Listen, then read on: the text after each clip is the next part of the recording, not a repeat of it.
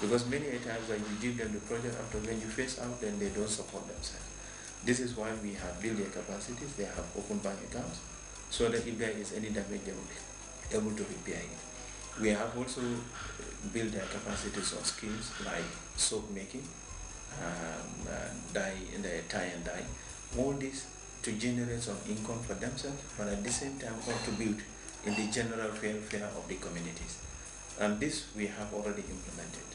Now, as we speak, we are implementing another 10 wells for 10 communities in the Upper River region. And towards the end of the year, at least, they will all be finished.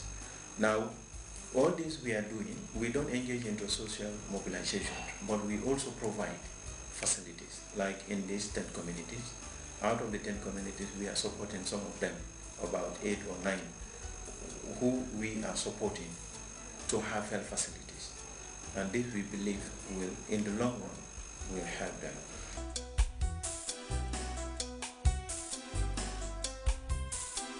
Its interventions have also positively impacted on vulnerable groups, particularly victims of natural disasters.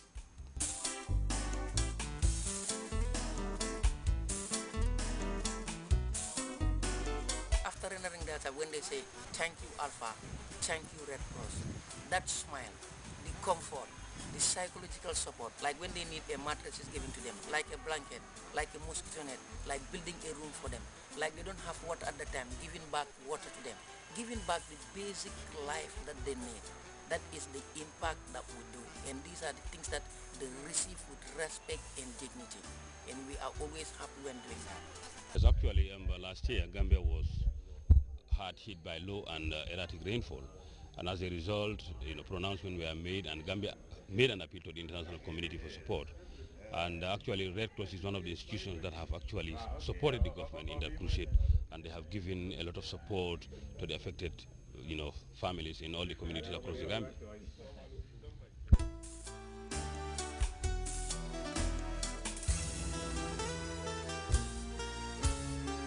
But for an organization with such lofty credentials, and one which has a sizable chunk of volunteers all over the country, with little resources at its disposal, what is the future of this great institution in the Gambia?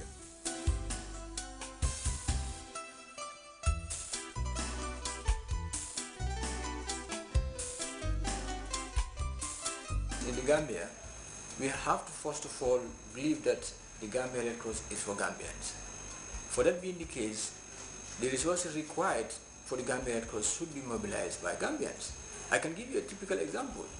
Like if we have a population of 1.5 million people, for instance, and we all know that the Gambia government has also mandated the Red Cross to be responsible for responding to emergencies. If every Gambian support National Society annually with $10, we'll have over $15 million. To an extent that every year, whatever happens, whenever emergencies or disasters happen, the Gambia Red Cross doors can be knocked to be responding to people on time. I think the major challenges that the Gambia Red Cross faces is mobilizing resources locally. Most of the resources we have are mobilized externally from the projects that my staff developed and approved by the governance body. So you can see that, and the issues of membership is not a problem. Many Gambians are members, but if you are a member, what is your responsibility as a member? See, you can see that also the state also has a role in the Red Cross by supporting the day-to-day running of the Red Cross, which is also a critical challenge of the Gambia Red Cross.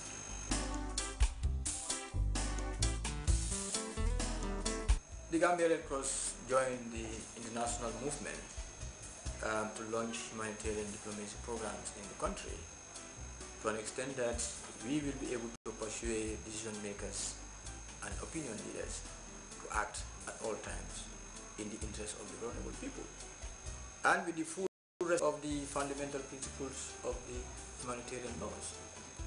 I think if we are able to get people to act whenever it is necessary, we'll be able to avert deaths, reduce destruction, loss of property, and even national amenities.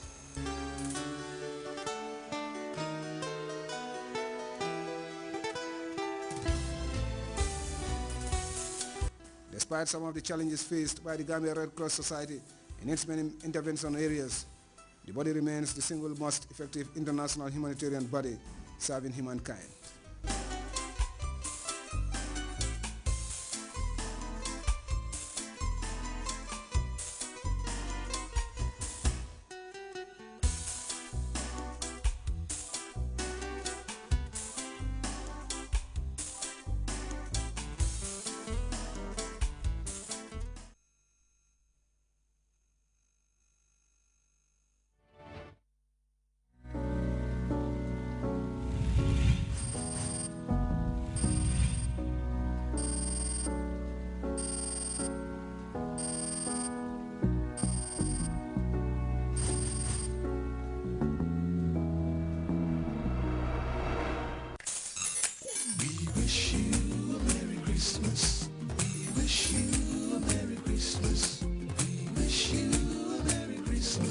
From GRTS.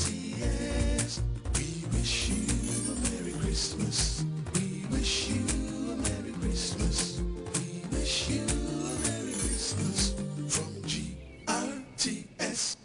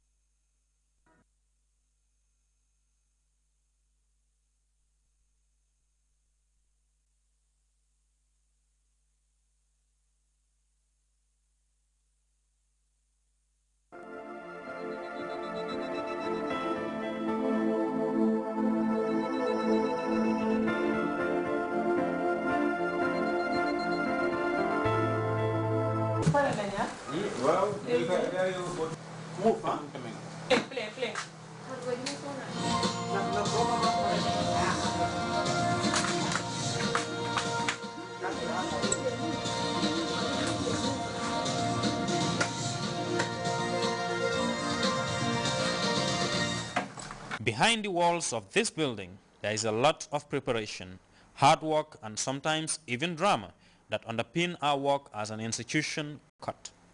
As a broadcasting institution. Say yes, ma. Yeah, yes. She's not agreeing. Yo, bye, ma. In case you want to know some of the things that our reporters, presenters, cameramen, editors, and technicians are engaged in before the news or any other program is aired, follow us on Behind the Scene come end of December. The camera, this is not my camera. It's captivating, thrilling, and entertaining.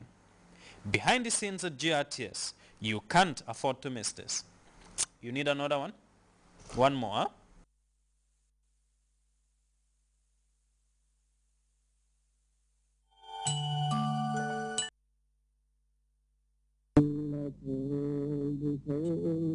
من الخوف والجوع ونقص